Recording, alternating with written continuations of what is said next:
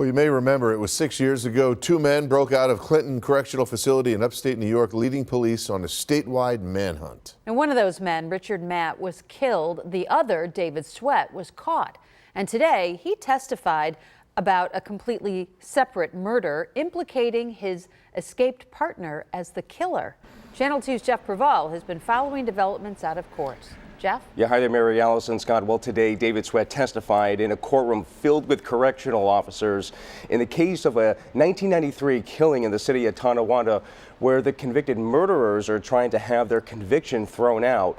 Now, David Sweat told the court that Richard Matt admitted to him while they were in prison that he killed the victim, Deborah Mendel. 28 years ago, Deborah Mendel, a nursing student at Sisters Hospital, was strangled and stabbed to death in her City of Tonawanda home.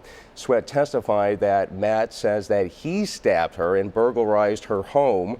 Defense attorneys argue that the two men convicted of killing Mendel, James Pugh and Brian Scott Lorenz, are innocent.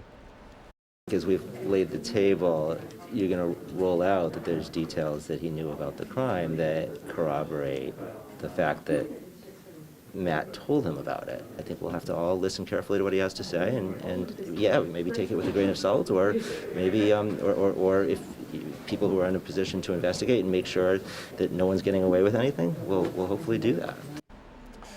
Now, today, the court also heard more testimony from former Erie County prosecutor David Harity, who reinvestigated Mendel's killing for the DA's office and opened the possibility that someone else could be the killer.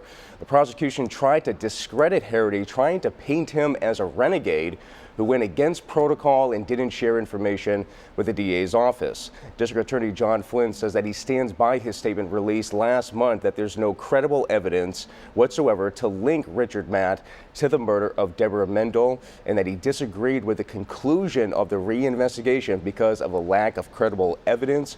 More testimony is scheduled for tomorrow in this case. In the newsroom, I'm Jeff Preval, Channel 2 News.